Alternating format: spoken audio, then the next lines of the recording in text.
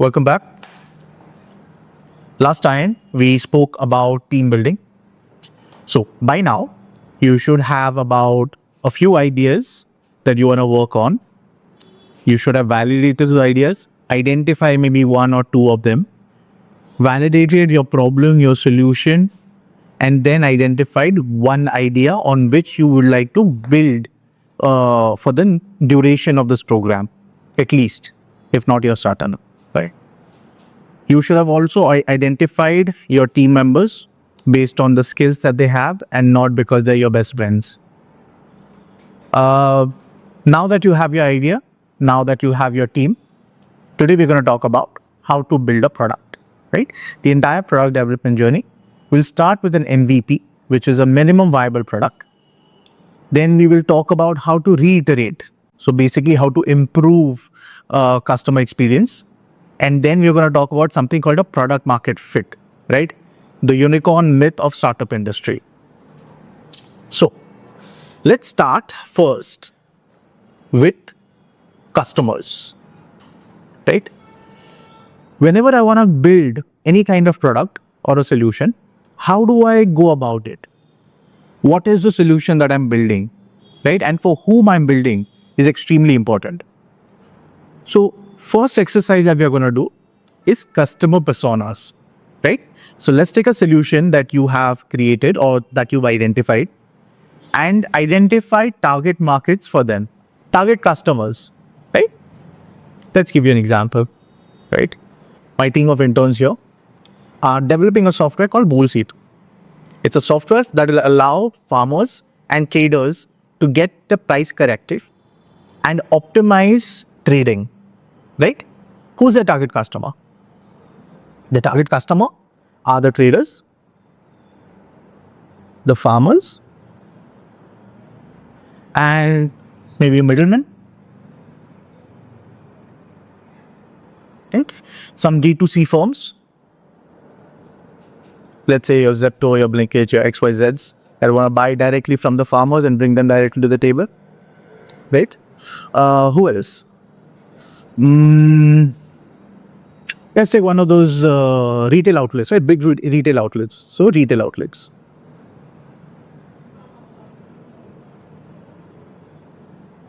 Now, identified 5 different customer segments. Do you build a product that will fit all of them at the same time? No. How do you do it? Right. You first create a persona of each of these traders, each of these customers.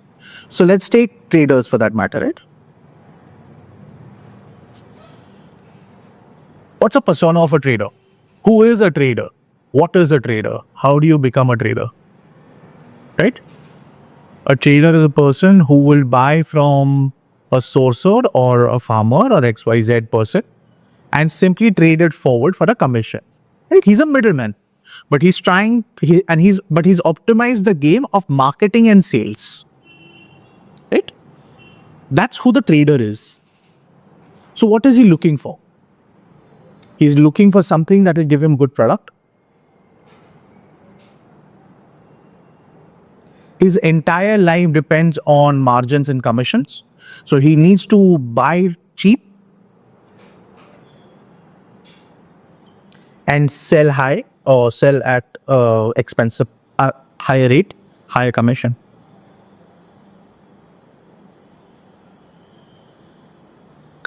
What else?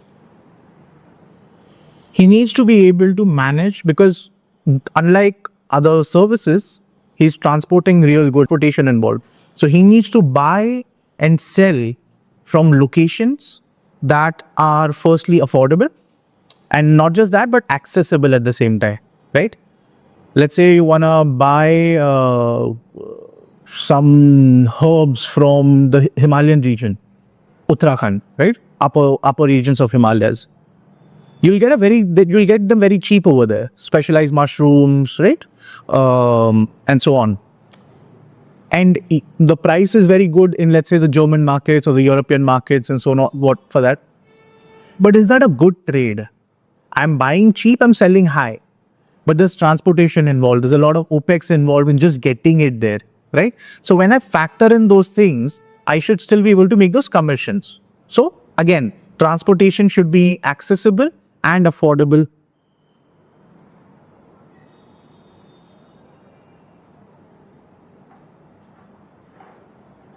Right? So this is just an individual, let's say between 25 to 45, who is doing a business, who's looking for these key features in the product or the solution that you are offering for that kind of target market segment. What about a D2C outlet? Are they looking for this exact same thing? Are they looking for good products? Yes. Are they looking to buy cheap and sell high? Yes, because they too depend on commission. Are they looking for accessible and affordable? Yes. But what other factor? What is that one thing that D2C brands really thrive on in terms of agricultural produce? The freshness of the produce, right? So the time duration for the transportation should be minimized there. So now there's another factor that comes in for this. So another key feature, right? So let's say time comes into play now. What about retail outlets? Do they care about time? No. What do they care about? Commissions. But what is more important for retail outlets rather than commissions? What is the most important thing for retail outlets? Walk-ins. Walk-ins don't come with specialized products and fancy goods in this. They come with commodities. So all of this needs to fit into commodities, right? With a few options of specialized item. What about farmers? What are they looking for? They're just looking for a good price to sell their produce, right? They're looking for an access to market. Traders, any or middlemen for that matter, they're just looking to do something similar to what traders are doing, but they're looking to do it faster. A middleman makes money when he makes volume of trade because the commission he makes are very small, right? So let's say it's 0.5%, 1%, 2%. Unless he can bring in that volume that month, let's say of 20 lakh, 50 lakh, 1 crore, whatever, that to 0.5% and 1% that he actually requires to run his household will not be met. Let's say he makes a commission of 0.5%. Unless he trades goods value of more than 1 crore, he will not even be able to make 50,000 rupees per month. That's the mindset of a middleman. He does not only require the right price, but he also wants the execution to be really fast, right? So now comes execution and volume. Can the team build all of this at one time? Is it possible? No. So what do you do? These are 5 different personas, 5 different types of customers, right? So you have already done your TAM, SAM, SOM for the market, right? Now that SOM will further divide into the customer personas. Each customer persona will have different value. There are a few things that we're going to talk about. We're going to talk about MRR, which is the monthly recurring revenue. So let's say I onboard a customer. How much revenue can I generate from the customer per month? Because that gives me a sense of stability, that gives me a sense of assurance that at least I get this kind of revenue from these customers and I be able to pay my employees, right? Second is LTV, lifetime value. Once I onboard a customer, is he going to be with me forever? For eons and eons and years to come? No. It's all a fashion, right? It's all temporary in this world. Let's take any of the apps that you're using or even the social media platforms that you guys must be using. Is it the same as you were using 10 years ago? You are not, right? So there is a lifetime value for each customer you onboard. So let's say you onboard a trader. If he gets everything and he's happy with your service, he'll stay for a longer duration. If he doesn't like your product or service, he'll leave immediately. If I keep a customer for, let's say, if my average customer retention is for 3 years and he is giving me a monthly revenue of 1 lakh rupees, my customer lifetime value is 1 month, the revenue for the month multiplied by 3 multiplied by 12, right? Which is 36 lakhs. That's my customer lifetime value in terms of revenue, not profits. in revenue, right? There's another thing that you have to consider is CAC, customer acquisition cost. Now, when I onboard this customer, he's going to bring me business of 36 lakh rupees. That I'm assuming right now. But how much money am I going to spend on, let's say, acquiring that customer? You have to acquire a customer and marketing price, sales price. You require me to hire a sales team, a marketing team, do all the, loud promotion and this and that to get all those customers. There's a price associated to that. How much money are you spending in getting that customer is called your CAC, customer acquisition cost. Now, for each of those personas that you build, there will be a different MRR, different monthly recurring revenue, different lifetime value, and different customer acquisition cost.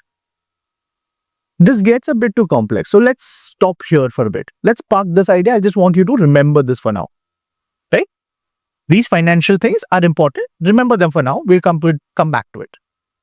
Now, I've created 5 individuals, 5 personas, like we speak of, with different requirements and different feature requirement. Okay. How do I go about and build the product for them now? A basic concept of building a product that is good enough to at least enter the market is the following. Identify all the need features of that targeted customer persona. So let's say for the traders, it was good product, buy cheap, sell high, accessible and affordable transport, and in terms to a certain extent, time frame for the trade to convert. Right? All these features or all these requirements need to be met in my product. The moment it is met in my product, I can test the market. This is not a premium product, mind you. This is just the very basic features that you need to even enter the market. Let's say you enter the market with maybe 2 out of 3 of these things, right?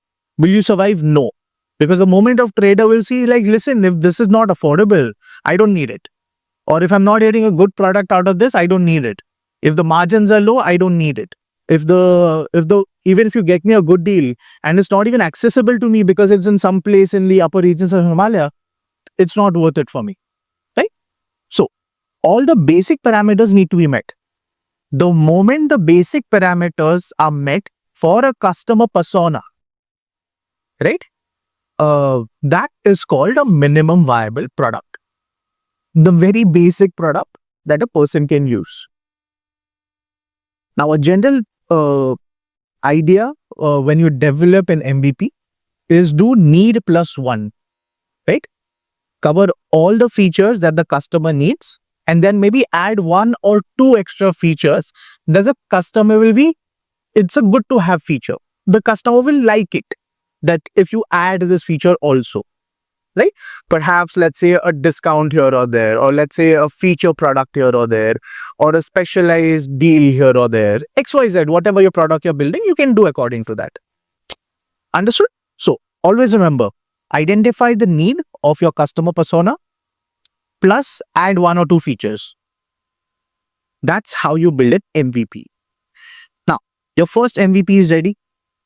Based on this, let's take this out of the picture, right? This was more of a service model. Would you like me to go back to a product-based model? Let's try something like that, because that is something that is, again, I think, right?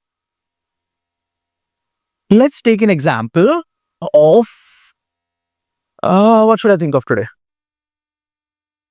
Product example. Let's take a bottle. It's in front of me. That's why I'm thinking of it. I want to build a bottle. Right? I do my customer persona exercise on this. I identify, I want to target school students for a sipper bottle, right? Those tiny sipper bottles that come in. What are the basic features of the sipper bottle? I've identified it needs to be airtight. It needs to have airtight. It needs to have a sipper. It needs to be durable because children break things, and I don't want to, look at wet notebooks later on. And XYZ. Let's say there's like 4 or 5 features more. Right? It needs to have a cartoon on top of it or whatever. So I have this 5 feature. I build a bottle now. Now I have to manufacture this bottle. So I build a bottle with all these 5 features. And I've now once built, I test out this bottle with, let's say, children, right? And now I ask them what other things are something that you would like. Now, bottle is a commodity item, right? It's a product, it's a commodity product. It's not a specialized service. So what do I do? How do I outshine my competition? How do I reiterate that I am not only able to stand in the market, but also sell in the market? It's one thing to enter the market. It's another thing to sell in that market, right? So I've done this. I've got my minimum viable product. I've got a bottle with all my basic features. I've added maybe one or two shiny things on top as a good to have feature. How do I go about reiterating it? There are two ways you can go about it. First is I look at my competition. Whatever business that you're thinking, whatever idea that you're thinking, there will always be a competition. I can guarantee that. Do not think the idea that came to you is unique. Do not think that you're the only one building it, and never assume you are the first to build it. Never assume. This comes from a scientist, right? This is pure research mindset, pure business mindset. Never assume that. So there'll always be a competition. Maybe they're not building in the same region as you. Maybe they're not building it for the same target customer as you right now. Maybe they're building, let's say you're in Jordan, right? You're building it for the audience in Jordan. Someone else is building it in Brazil for the Brazilian crowd. Same app or same product or whatever, right? Reproducible. So you look at the competitors, their product, and you identify the list of features that differentiate between your product and their product. I can give you a very good example. My father, as a profession, was a businessman. He had a chocolate factory, a factory to make candies. I was about 10, 12 years old. I often visited him for the weekends in the factory to just chill and swim around in the pool of candies. Because, the, what do you call the Charlie and the Chocolate Factory, right? Similar stuff. There's a pile of candy. I can just dive into it easily. Now, my father had this habit of identifying similar products from the market. He would analyze them and he would make us sit and he would make us taste all the products and ask us what is the difference between each product. This one fine day, he came up with a mango candy. Very popular item in India. Mango bites type. The different types of mango candies, right? Mango flavored candies. We tested 1, we tested 2, we tested 3, we tested 4, we tested 5. All he did was he just sat there and he looked at us. Every time we ate a different candy, we had a different expression on our face. He simply noticed those expressions. And after we were done eating all those candies, he would ask us, what's the difference between each of these candies? What did you feel? What did you feel is the difference between each candy? I may not know. I was maybe 12 years old, right? So how do you differentiate as a 12-year-old? I said, this one when I had, by the time I got to the center of it, it was suddenly salty. And that suddenly enhanced all the flavor. Like it was spicy and a little salty in the middle, right? Just at the middle, like a lemon sherbet. And he was like, good. You know why that is? I like, no. Because that manufacturer put salt in the middle. A very cheap product, right? Salt is very accessible, very easily acquired product everywhere as a raw material. That kind of manufacturer simply put a pinch of salt, not in the entire candy, but just in the center of the candy. When you eat a candy, your mouth becomes sweet. By the time you get to the center of it, that little saltiness enhances suddenly the flavor and you can't forget it. Right? That is the kind of thing that differentiates his candy. My father analyzed everything. Now, we used to go every weekend, right? Because weekdays he had school. We come the next weekend, suddenly the factory is making candies with salt in the middle. And we are like, that was just 1 week ago. Yeah, but it was easy. Some features just outshine products such that if you don't catch up to that, your product will not even stand a chance in the market. In the coming couple of weeks, couple of months, every candy that did not have that little salty thing in the middle simply saw a drop in sale. While my father and the other people who actually infuse that saltiness in the candy in the middle saw increase in sales, adaptability, and identifying the features that outshine the market, right? So sometimes your competitors are a very good education material. Just study the product, identify and list down the features that are good to have, that you believe are good to have right now. Remember, need to have and good to have are a perception based thing. Your customer will feel that he needs to have these features and it's good to have certain XYZ features. Over period, those good to have things will become need to have things. Um, let's take a cap of this thing, right? Now, all I require was a marker with a cap on it, right? Do I need this holder? Do I need a pen holder? No, I don't. But it's a good to have thing, right? I can play with it, I can fidget with it, or I can, it's. But why was it there? Because I can put it in my pocket and I can walk around with it, right? It makes sure it doesn't go around. It's a good to have feature. It was a good to have feature when it was first launched. But now it's a need to have feature. Over time, that changed. A pen or a marker that does not have this thing, it's a marker. I'm not going to walk around in my pocket, but it's still but it still become a need to have feature for it to survive in the market. So that's the perception that you need, right? So that is first from the competitor's legs.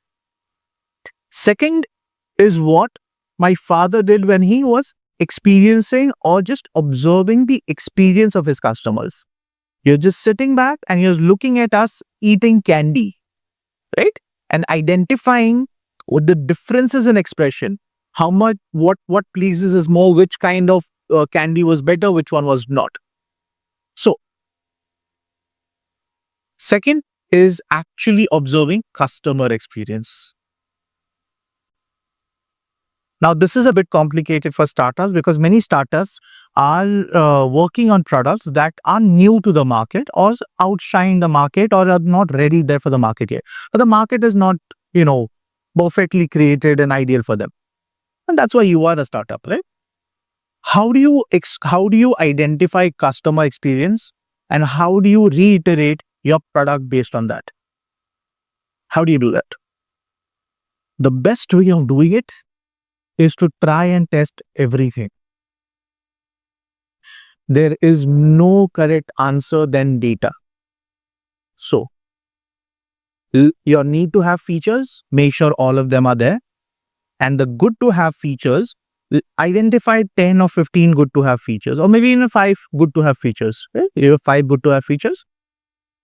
Add one good to have feature to your existing product. You create 5 different lines of product. Right? A pen with a cap and a holder, a blue pen, red pen, or a pen that is refillable. Different types of good to have features. And you sell different products with these good to have features. You test out the market. You don't sell it to everybody, not all your customers. You sell it to maybe one city, one town, one region.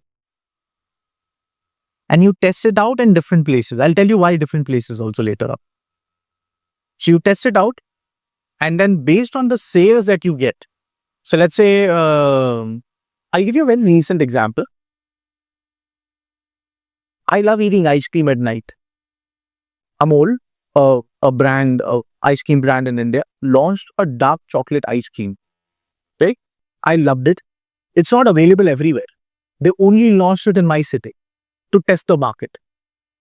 It's no longer available anywhere else again. The season's gone, the ice cream's gone.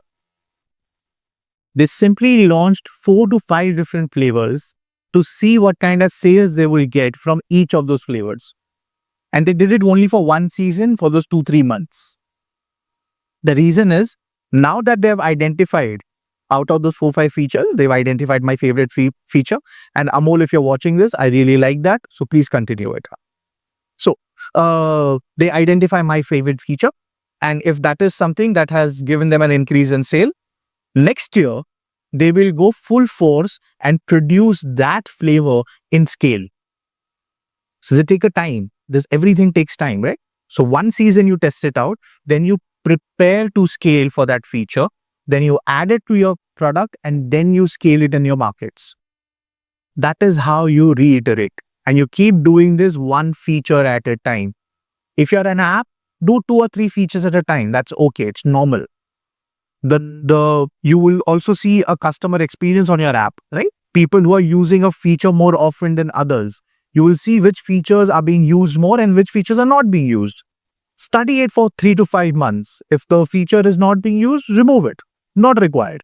If the feature is used more, keep it and keep adding features. Sometimes business is all about dumb, simple, repetitive decisions.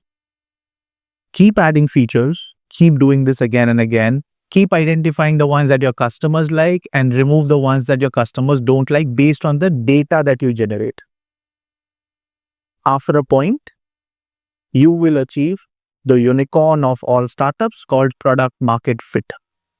It is basically the stage that your product has achieved or your service has achieved where your customers are now your marketers, your CAC, right? Your CAC, customer acquisition cost, will start going down because customer no longer needs to be convinced to take your product. The marketing no longer needs to be there for for people to want your product. They simply just want your product. That is called product market fit. When your product meets all the requirements of your targeted customer persona, and that customer persona is very easily and readily buying your product without a lot of convincing. Now, this is very different for each customer persona. So you will achieve the target market fit for one persona, then another, then another, then another, and that's how you scale, right? So it's very important to do that. Now, we are done with MVP, we've done with reiteration, we've done with product market fit. What comes next? Is that it? You achieve product market fit and do you stop? How do you achieve product? Will you?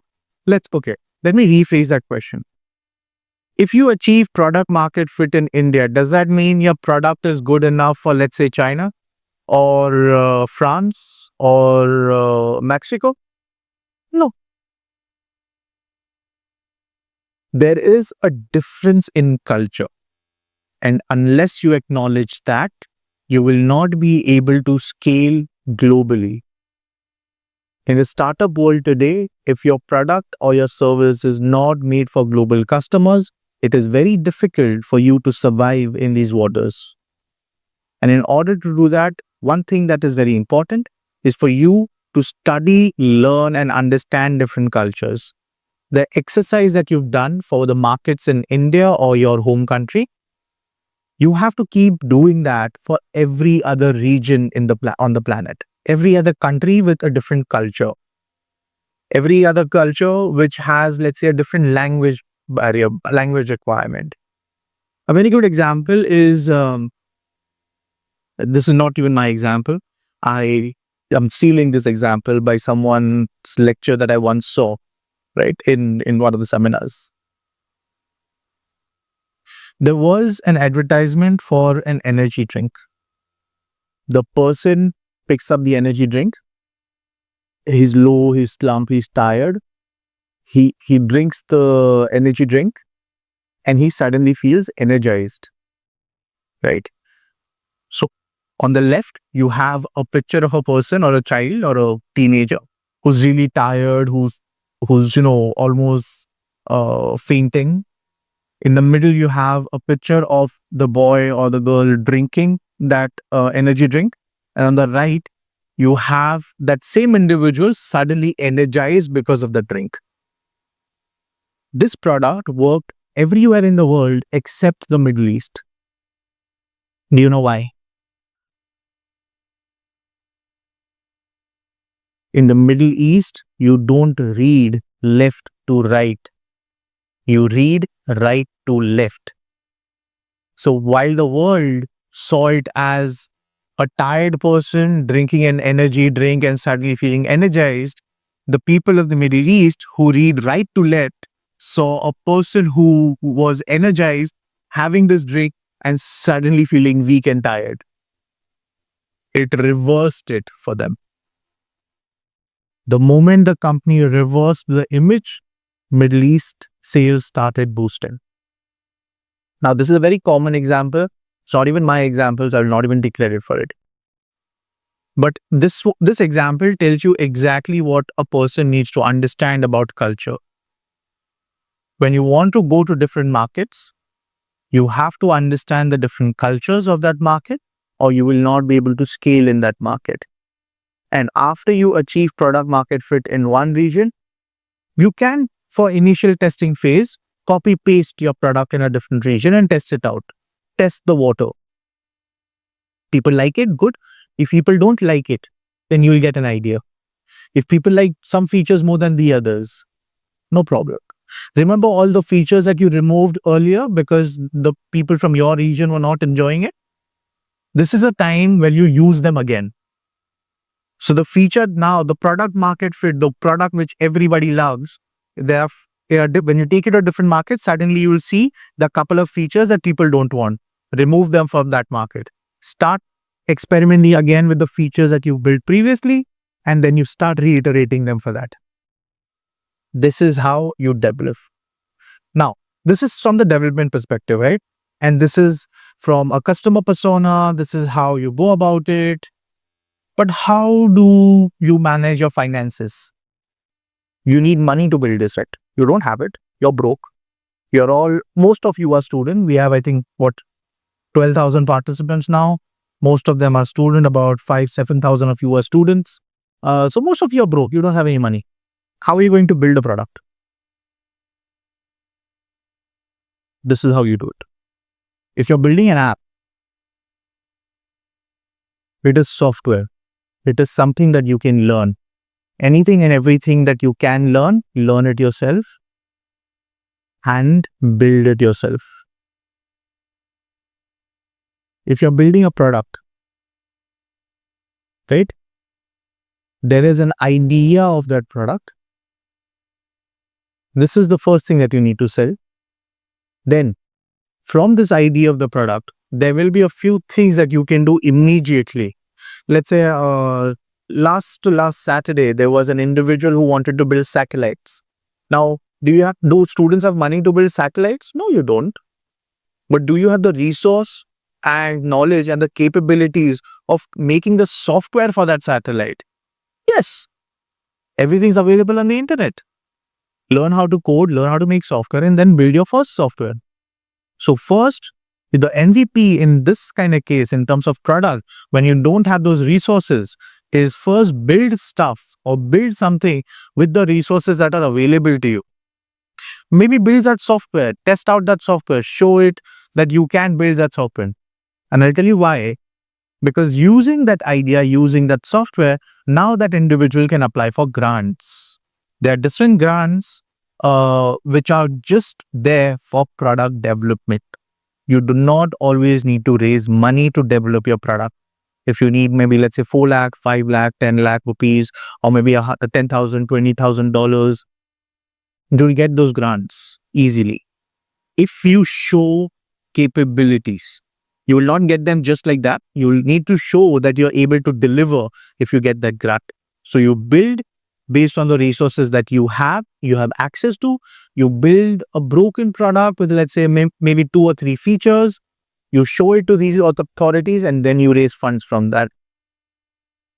That's how you manage your finances. Now, when you get, let's say, a grant, do you finally go and start building all the features? Or do you go and build your MVP first? You always build your MVP first. How do you build it? How do you utilize that money? How do you make sure that you have enough money to even build that afterwards? Because sometimes people don't have money management skills. So what you do is you create stages. Let's take your MVP at stage 5. right? You have stage 0 in 10 stages. Let's do 10 stages for now, right? So you have 10 stages. Your MVP is stage 5. You divide this down further into 5 different stages, 1, 2, 3, 4, 5. First stage is something, so 0 was your idea. First stage and maybe even second stage is something that you do based on your own resources.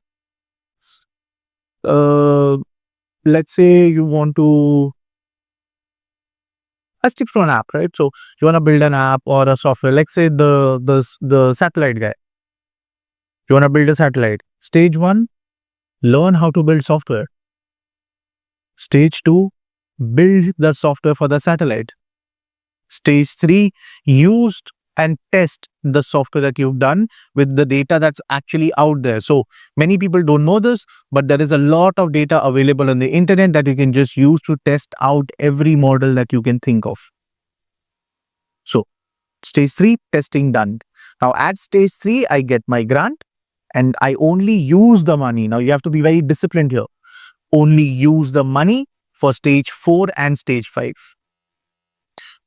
Do not use the money for the stages that you have the capability to deliver and produce yourself because you want to make it easy for you. You can outsource software development, but you can also learn how to do it yourself. You can outsource doing an XYZ item, but you can also learn how to do it yourself. At the initial stages, when you're building your MVP, learn how to do those things and then execute. If you don't know how to do it, if you don't know how to learn, go to YouTube, go to any other social media platforms. Everything, all the knowledge in the world is today free on your internet. Use your AIs, use your search engines. Everything that you need is out there today to build and produce at least the MVP stage or at least a couple of stages below MVP stage. Make sure you do just that. Okay, good. If you're able to maintain that discipline and just focus your grant money on the features that you do not have the capabilities to, you will be very easily getting that MVP done. You would use your MVP to test the market, and then is the time when you start raising funds. Right? There is a separate lecture on investment and how to raise funds, how to pitch, how to develop all your the kind of slides you need to mention or the pitch videos and so on. We'll take that at a later time. Today I'll stop here. The next time we talk, it's going to be about business model, right? It's going to be a fun lecture because yeah, I come up with a few examples based on my call with you guys, perhaps on this week's Saturday Live. So thank you so much for watching and best of luck.